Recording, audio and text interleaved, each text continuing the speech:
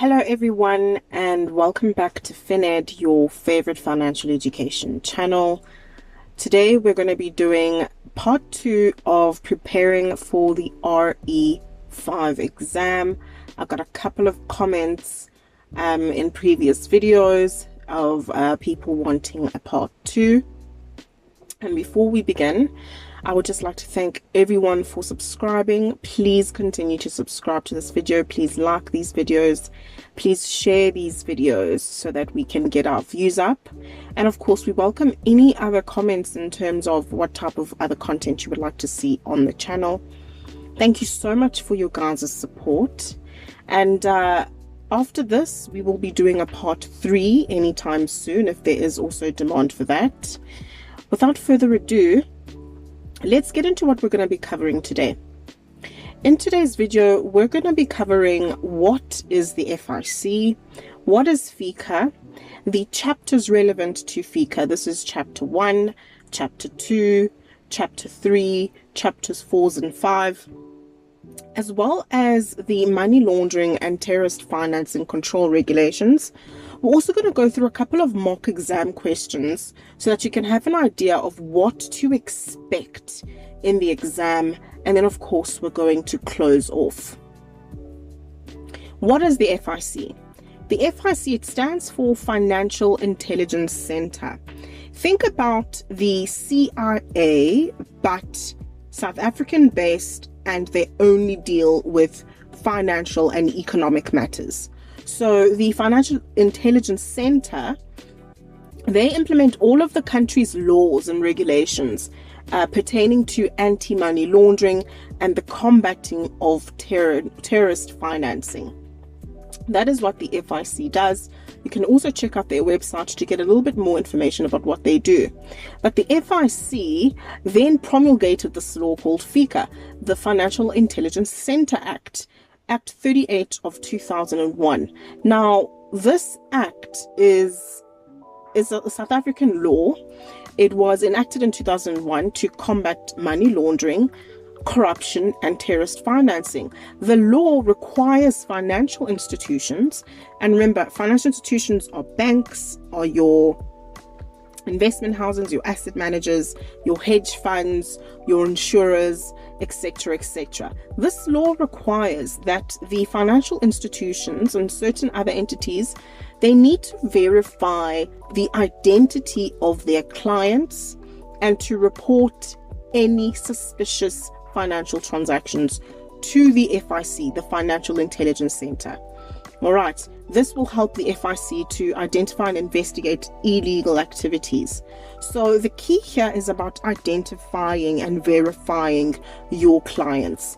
That is what FICA revolves around, and how to combat any sort of suspicious transactions or suspicious activities that an institution might deem to be quite suspicious. So that is essentially what FICA is, and all of its other chapters dive deep into what the law centered around identifying of the clients is, what a suspicious transaction is, what to do with certain records, etc., etc. So, as I've said, there are 5 chapters in the Act. Chapter 1 deals with the Financial Intelligence Center. Chapter 2 deals with money laundering, financing of terrorist and related activities. Chapter 4 is about compliance and enforcement, and Chapter 5 has miscellaneous information in there. But it's important that for this exam, you read through the whole Act, and then you focus on some of the stuff that I might be highlighting here, because that's what came out for me in terms of my preparation. But please have knowledge of all of the chapters within this Act. Understand them. When you study, it's important you read through first. Well, personally for me, when I study, I usually just go through the material once over so that I can pick up on what the concepts are. And then once I've extracted the concepts, I can then start to, because the concept is the meat of it, okay? And then, because everything around the concepts is to try to expand more on the concept. So try to dive deep on what the concepts are. So we've seen what the FIC is. We've seen what FICA is. Now, some of the the material or the questions that you're going to encounter are going to factor around this. Okay, this is the question that you should have in the back of your head, and the sections we're about to cover answer this question. What are the specific requirements prescribed in the FICA Act to an FSP? Remember, you're writing the RE5 as a representative of an FSP. So FICA speaks to some of the things that you're going to go through as a representative, or your responsibilities and duties as a rep of an FSP and the FSP itself. All right, so have that at the back of the mind. What are the specific requirements prescribed in FICA to an FSP? Answer number 1 is FICA Chapter 1. The establishment of the FIC, the objectives of the FIC, the functions of the FIC, and the appointment of directors and removal of directors, the funding of the FIC, audits and delegation. So have that knowledge in terms of the FICA Act. Okay, how it was established, what are the objectives, what are the functions of it? Those questions might come out. Okay. Chapter 3. Money laundering, financing of terrorist and related activities, and financial sanction control measures. Okay, part 1 is about customer due diligence in this chapter. Part 2 is the duty to keep records. Part 2A is the financial sanctions. Part 3 is the reporting duties and access to information. Part 4 is the measures to promote compliance by accountable institutions, and Part 5 is referral and supervision. Very important to go through this chapter. Please do not forget about the definitions. Acts usually have definitions before they get to the meat of the legislation. Please understand what an accountable institution is. What falls under an accountable institution? All right. Is a police station an accountable institution? Ask yourself that. All right. And then customer due diligence, of course, the duty to keep records. Customer due diligence is with respect to knowing who your customer is. KYC, know your client, know your customer. Duty to keep records, and I'm sure some of you who already work in the financial services industry, you guys have to write these compliance tests every single year, and I know sometimes compliance can breathe on your neck about this, but it's good to refresh your memory. Duty to keep records. How long should institutions keep the records of their clients, especially once the transaction, the business end of it, starts to happen? All right, things like that will come out. Financial sanctions. How much are the fines that you're going to pay as an FSP if you do not comply to these laws that are prescribed in FICA? So these sections are, they've got to do with that. Part 3, reporting duties. When do you report to the FIC? Under what circumstances? The access to information. Okay, so FICA Chapter 3 is very important, but let's go through Part 1. Customer due diligence. The identification of clients and other persons. Remember, guys, whenever an institution is about to engage with business with you, they have to identify who you are. This act will go through that. So you establish and identify the client. So what do we do? Do I need an ID copy? Do I need a passport? Do I need a birth certificate? Depending on what type of the natural person is. Are they a foreign individual? So it's that section covers that. Section 21A, understanding and obtaining information on business relationship, the nature of the business relationship. What is this investment for? Are you saving up for retirement? Are you saving up for a holiday? So an FSP has to get that sort of information, and of course the source of the funds. Was this an inheritance? Is this from your salary? Is this from savings? Is this from your tax reinvestment or something like that? So section 21A deals with that. Please understand that. Section 21B, additional due diligence measures relating to legal persons, trusts and partnerships. Now, unlike a natural person, a person like you and me, who was opening up a bank account or an investment, let's say at Easy Equities, for me and you, it's a proof of address, it's a copy of my ID, it's a copy of my bank statement. But for legal entities, it's a whole new ball game of how they identify, how they identify this trust, this legal person. There's a whole lot of paperwork that needs to be collected and collated by the financial institution before they begin business with you. So we need to know who are the directors if it's a company, who are the trustees if it's a trust, who are the partners if it's a partnership, who are the beneficiaries if it's a trust, and estate-late accounts as well. If a person has passed over and we are transferring monies to beneficiaries or etc., etc. Still there, we need to establish who the client is and anything pertaining to the client. Still on FICA Chapter 3 and Part 1 of Customer Due Diligence, it's Section 21C, the ongoing due diligence. Accountable institutions must monitor transactions throughout the business relationship. When you're doing auditing, especially in investment firms, I've worked for investment companies before, and we do these little audits and these asset tests where we will pick a random investment account and check out the transactions. You need to do this because some people are slick like that, eh? Some people can slip through the cracks, and we need to continue doing due diligence. If we find that a copy of your ID from 2005 is still on record, we're going to be like, dude, this copy is quite old. Please send us an updated one. Turns out you're dead. Do you see what I mean? And no one informed the financial institution. So that is why ongoing due diligence is very, very important.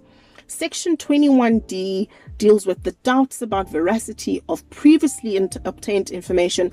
That also speaks to 21C about ongoing due diligence, So I can re-ask for FICA documents in the future if it's quite old. And then Section 21E deals with the inability to conduct customer due diligence. So it talks about what steps an FSP or an accountable institution needs to take if they cannot establish the identity of a client. They must report this. If you are a living, breathing human being, especially if you're entering into the financial sector to try to engage with us and do business, whether it be banking or investing, you must be able to ascertain who you are by proof of identity. And if you can't, then that's a red flag. We continue on here with Chapter 3, Part 1. Section 21F deals with foreign prominent public officials. Section 21G, domestic prominent and influential persons. And 21H, family members and known close associates of prominent individuals. Now, whenever you're going to open up an investment, and let's say your dad is Patrice Motsepe, or let's say he's your uncle, let's say Jacob Zuma or any other politician is your uncle or your cousin's father or whatever. If there's some sort of a close relationship, you have to declare this. You have to declare this from municipal levels, I think, up to the top to the president, even foreign. Let's say that your cousin is married to Joe Biden's cousin. You're a close associate of someone who's a prominent, influential person. And what the financial institution can actually do once you provide that information and you declare, because they have to check on their side as well, mind you, because, a surname like Biden, a surname like Zuma, a surname like Ramaphosa, a surname like Mbeki, that's going to raise some flags, okay? So you have to declare it, number one. Number two, the FSP can then decide whether they want to engage and do business with you. They actually have that discretionary, whether they want to do that. So this section 21F, 21G, and 21H actually deals with that in the FICA Act, okay? And then we've got Section 22, 22A, and 23. These deal with the obligation to keep customer due diligence records, okay? All institutions have to keep ID copies, guys, and all transactions that you've done throughout your life. You can actually get records from way back because they have to keep them for that long. I think it's 5 years. Obligation to keep transaction records, 22A. And of course, section 23, the period for which records must be kept, it's 5 years, as I've said. So know this section. I'm sure a lot of you who already work in the financial services industry, as I've said, you probably know this already, but just know this information. I can't reiterate this enough. And then we come to section 24, which is the duty to keep records. This is part 2 in chapter 3 of FICA. And this section deals with records may be kept in electronic form and by third parties. As you guys know, most people are scanning in things, most people are emailing things in. You can keep things electronically. It doesn't have to be physical copies anymore. And of course, the third parties thing. Most of you guys know, especially in the investment management world, that some of these companies do not do their own administration. They've got third-party companies that do their administration. Therefore, those companies that do admin for them must keep these records in line with FICA. So that section deals with that. And then we come to part 4 of chapter 3 of the FICA Act, measures to promote compliance by accountable institutions. So section 43 deals with training relating to anti-money laundering. Already this is going on in most of your companies. If you work for financial institutions, you've got these compliance tests and exams that you have to pass each and every year. And then section 43A has got the directives, and then section 43B deals with the registration by accountable institutions and reporting institutions. So records can be kept by third parties, as we've mentioned before. Accountable institutions are still held accountable for POPIA breaches even if a third party company is doing your admin. Just on the training side, the training must be related to anti-money laundering and the countering of terrorist financing. Okay, compliance is asked for proof that these trainings have been done by the FSCA when these annual audits are being done. And then chapter 3, again, the last section, part 5, is referral and supervision. This is section 45A. This is the responsibility for supervision of accountable institutions. The administration sanctions that may be imposed on an accountable institution or reporting institution or any other person under the South African law include a caution not to repeat the conduct that led to the non-compliance. Okay, so I don't know if you guys have seen how much of a stressful time whenever these audits are about to be done by the FSCA, and fines can be imposed. We've seen it before in the financial services industry where these huge companies are given huge fines for not being compliant with the laws, FICA, FAIRs, whatever it may be. So it's very important that you know this like the back of your hand. Okay, then we come to FICA Chapter 4, Part 4, Compliance and Enforcement. Okay. Under FICA, an accountable institution is required to comply with certain regulations, including the verifying of identities of clients, maintaining records of their transactions. Now, violations of these regulations can result in admin sanctions. Okay, people can be arrested for up to 15 years or a fine not exceeding 100 million. So it's very important that these are part of the penalties, section 68, the failure to provide training, section 62. So this is part of the compliance and enforcement. You need to know what the fines are, what the terms of the sentences are. It's 15 years or a fine of up to 100 million. What are the fines if you don't train? What are the fines if you don't keep records? What are the fines if you withhold information about suspicious transactions? And that's what part 4 deals with. All right, money laundering and terrorist financing control regulations. Section 4 of this part of the Act is about the verification of information concerning South African citizens and residents. Please, guys, I just want to remind you that we're still at the part where, keeping this question in mind, what are the specific requirements prescribed in FICA to an FSP? All right. We covered chapter 1, chapter 3, which has got a lot of sections pertaining to this question. And now we're at the money laundering and terrorist financing, just in case you guys might feel a bit lost. I know this video is a bit long, but FICA is quite a dense act that you need to understand for this exam. So, as I said, Section 4 is the verification of information concerning South African citizens and residents. So, this is applicable to all accountable institutions in South Africa. Now, accountable institutions must verify everything about the investor or the people that they're going to be doing business with: their full names, their date of birth, their identity number, whether they're citizens of the country or not. Any acceptable document that's going to help verify who they are, their income tax registration number if they are registered for tax, where their country of residence for tax is for taxation purposes. That's very important because some people are double taxed. If they are an American citizen and they also have a South African tax number and a US tax number, that sort of information, I'm sure some of you have encountered this. If not, this is such a huge issue, especially in the investment space that I was also once in before.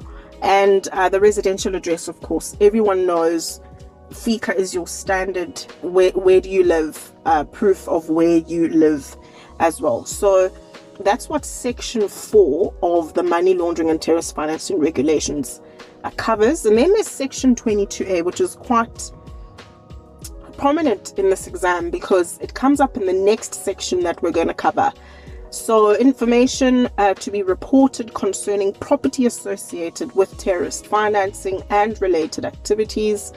So, when an institution, an accountable institution, suspects anything, especially suspicious transactions, that this client might be funneling money, this client might be funding Osama bin Laden's cousins, or something like this, just to come up with a silly example like that, the institution has to do a report. Now, this section deals with how they must write up this report, where it must be sent, how it must be sent, what needs to be contained in this report.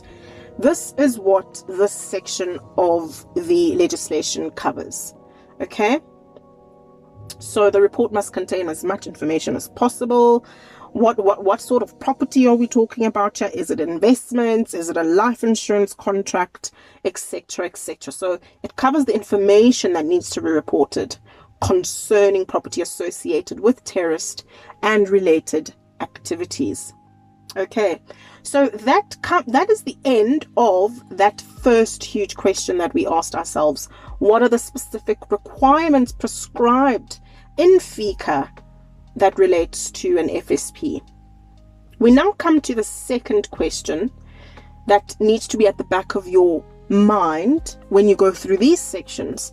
Describe how FICA impacts a representative's interaction with a client. The sections that we're going to cover now relates to this question, so have that at the back of your head. Describe how FICA impacts a representative's interaction with the client. What parts of the FICA legislation cover this? So Chapter 3 covers this. Which section in Chapter 3? Section 21, Section 22, Section 29 and Section 29(1), as well as Chapter 1 of Money Laundering and Terrorist Financing Control Regulations. The whole of Chapter 1 covers that question. Now we're going to go into each of these sections. So Section 21, information to identify proceeds to unlawful activities or money laundering activities. Now, accountable institutions need to obtain all information from clients or prospective clients in certain circumstances to identify proceeds of unlawful activities or money laundering activities. Okay, this is what this section covers.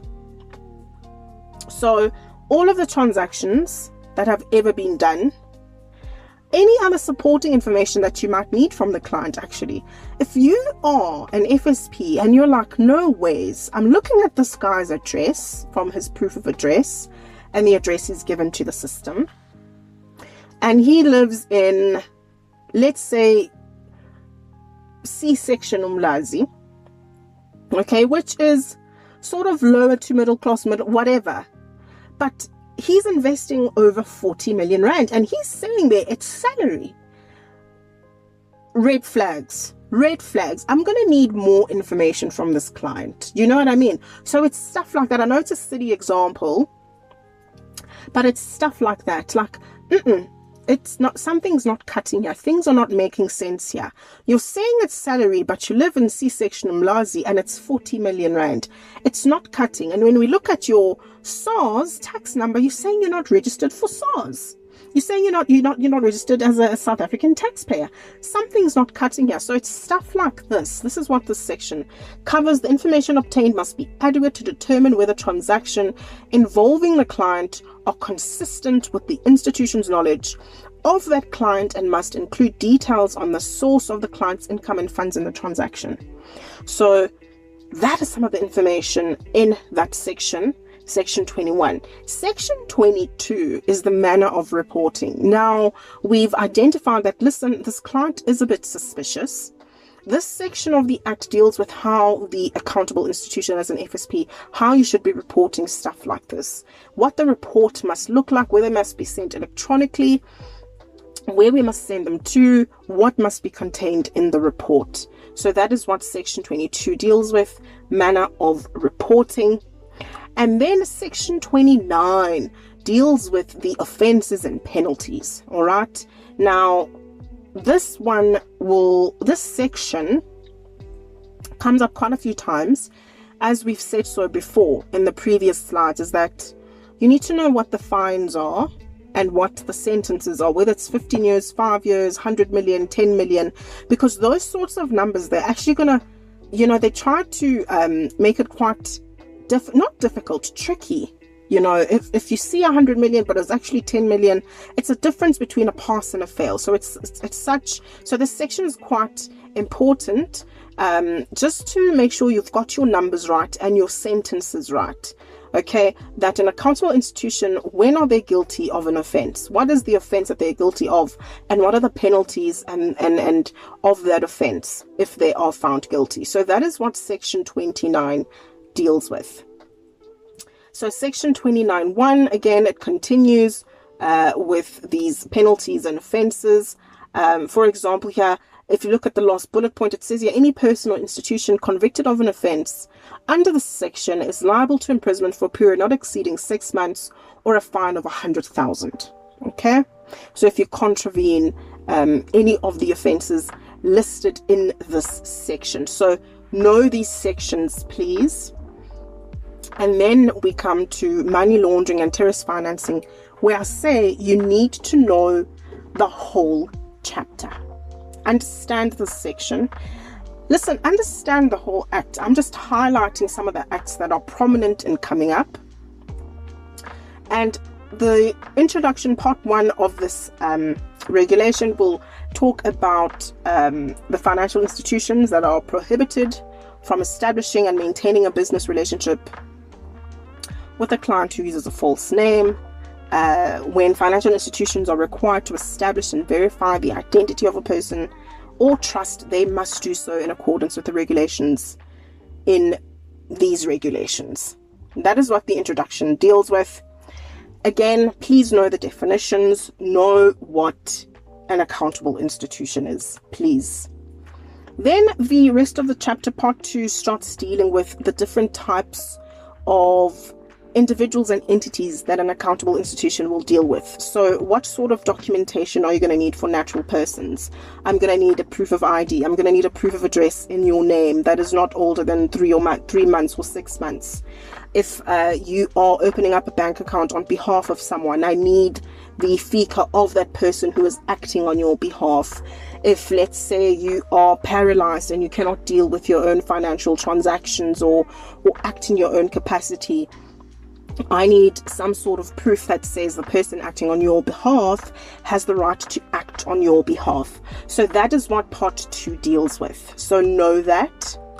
Then we come to legal persons. Okay, these are companies, private, public companies, close corporations, whichever other form of business there is. So what type of verification is needed to be done for such legal persons. So for a company, for instance, I need the memorandum of incorporation. I need copies of IDs of all the directors. I need a resolution signed by all directors on who is acting on behalf of the company. I need the financial records, the tax information, such and such. So this is what part 3 deals with in this regulation, as well as foreign companies and other legal entities, and how they need to identify these legal persons before they start entering into a business relationship. Then we come to part 4, partnerships. Okay, partnerships are also a form of entity, and they also need to be able to be verified, and you need to get information. Who are the partners, their ID copies, their proof of addresses, their tax information, what is the partnership agreement, who's signing for the partners, who's representing the partners. Such information needs to be gathered and needs to be verified. Part 5 deals with trusts. Trusts are also entities that need to be verified, and this section of the regulation deals with that.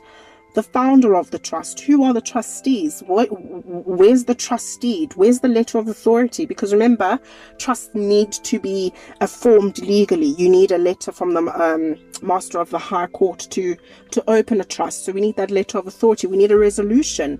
We need to know who are the beneficiaries and the structure of the trust. Some trusts are combined with companies, and it can get very complex to see who is the ultimate beneficial owner here, who is benefiting here.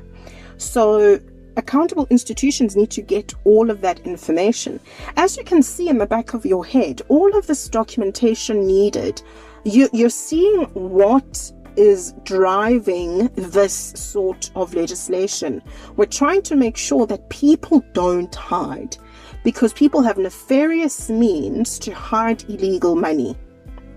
But then again, we look at the news and we look at the level of corruption, and I don't mean to talk politics here, but with all of this that we have to abide by, the other guys somehow circumvent this. But let's move that to the side. So that is part 5, talking about trusts. And then part 6 is just in general. It looks at additional requirements when a person is acting on behalf of another, and what needs to be done in the absence of a contact person. And of course, accountable institutions need to try by all means to get the appropriate information.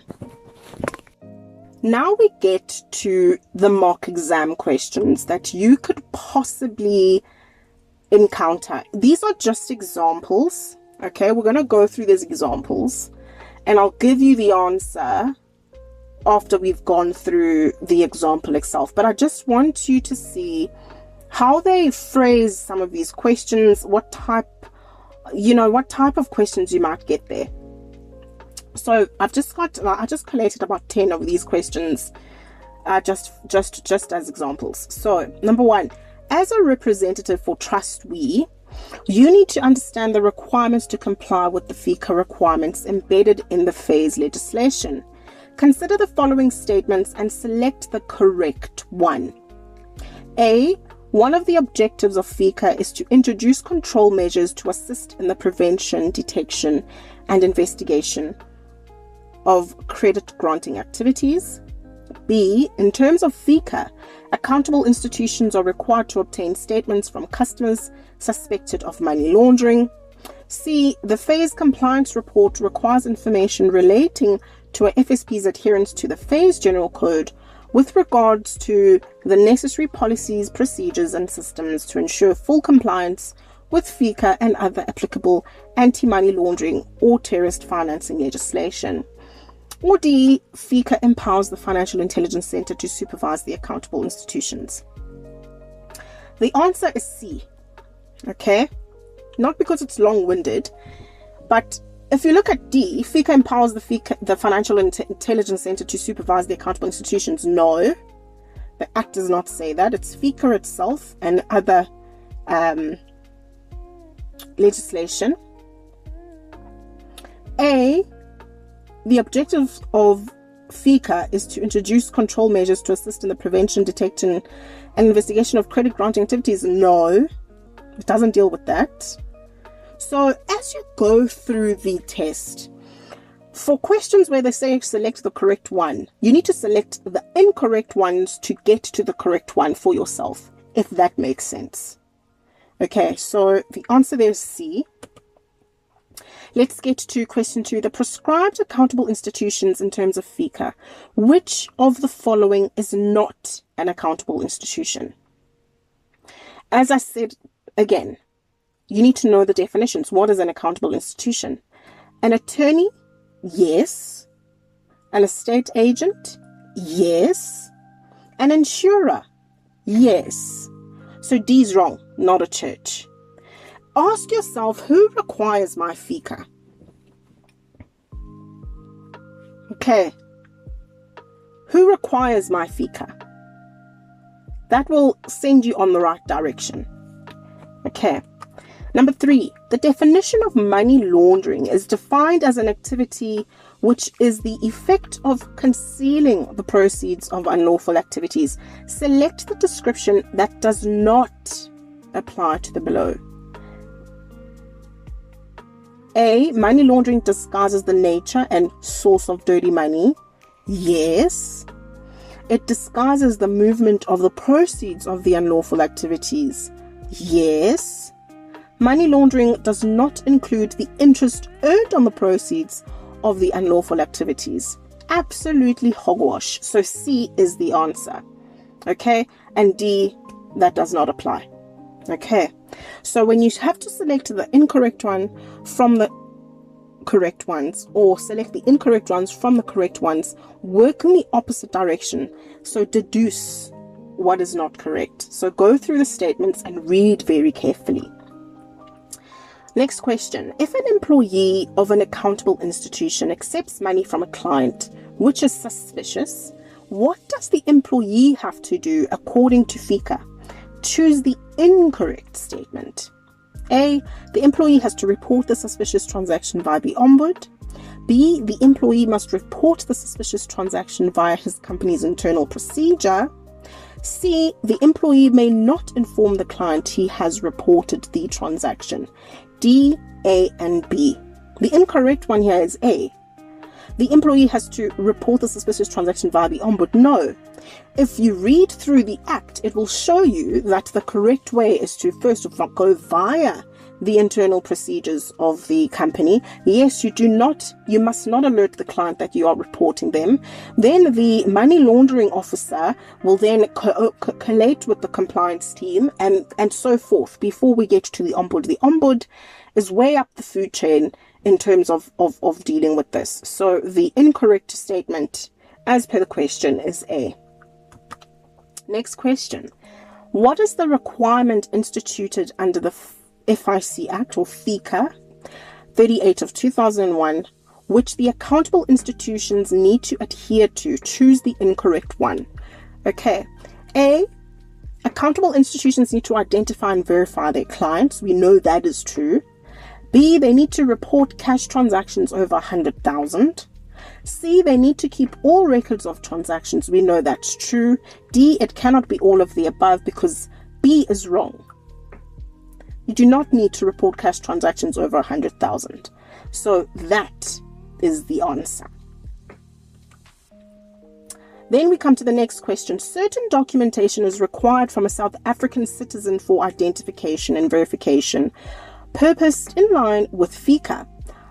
Choose the statement that does not apply to a South African citizen. Is it A, a copy of green barcoded ID book? B, a utility bill for proof of residential address? C, a letter of confirmation from a doctor stating that you are who you say you are? D, a bank statement from another bank reflecting your name and address? The answer is C. You do not need a letter from a third party confirming who you think you are. This is not a referral. Okay. So they catch you out with things like this. Read carefully the question and read carefully the answers that you need to choose from. Next question. What is described as an unlawful activity under FICA? Choose the correct answer. Is it tax evasion? Is it drug trafficking? Is it theft? Is it all of the above? It's all of the above. Drug trafficking, you get money, you need to clean that money. Theft, you steal money, you need to clean that money. Tax evasion, instead of paying the due tax, what do you do with that money? You try to hide that money. So it is D. All right, next question. Dirty money is disguised in certain investments so that the illegal funds avoid detection. How are the profits disguised? Choose the correct one. Property and vehicles. B, life assurance investments. C, traveler's checks. D, all of the above. It's all of the above. That is one of the ways in which dirty money is actually hidden to avoid detection. All right, we come to the next question. It reads here, FICA provides in section 45 that it is the responsibility of supervisory bodies to supervise compliance with the Act by the institutions under their supervision. Which of the following is not a supervisory body? Is it A, the Financial Sector Conduct Authority, B, the Post Office, C, the National Prosecuting Authority, D, the South African Reserve Bank? The answer is B. In the beginning of the Act, they name these supervisory bodies. You know, just before you read through the definitions, they're going to name these things. So read through those things in the Act. And then last question. The law within FICA has a number of control measures aimed at facilitating the detection and investigation of money laundering. Which of the control measures below does not apply? A, intermediaries on behalf of the financial institution must know with whom they are doing business, verification. B, a paper trail of transactions through the financial institution must be preserved, record keeping. C, suspicious transactions must be brought to the attention of the compliance officer of the institution only. D, possible money laundering transactions must be reported to the investigating authorities. This question is similar to one of the questions where they just said report to the ombudsman. The answer is C. You do not just report to the compliance officer only. That is incorrect. So that is the answer. So that was just an example of some questions that come up, how they like to phrase them. They can be long-winded as well. So read carefully, go through the options carefully, don't let them trick you, and know your stuff, know the concepts, know the facts. Like what is an accountable institution, the supervisory bodies, the fines, the offences, the FICA documents of a legal person, the FICA documents of, a trust, stuff like this. All right. Now, the study material, once again, just to do a summary that we covered here, is FICA 38 of 2001. It's the whole Act, as well as the money laundering and terrorist financing control regulations. That is what was covered in this part 2. Thank you so much, guys, for sticking around for this long. And I know it was a long video, but I hope that it helps. If you have any questions, please put them in the comment section below. And in part 3, if there's any demand, we're going to be covering the FASE Act, which is part of this exam. There's about 4 or 5 legislations in this exam. So thanks for watching the video. Please don't forget to like, share and subscribe. And once again, I look forward to reading your comments and any of your questions. Thank you so much, guys. Have a great day further.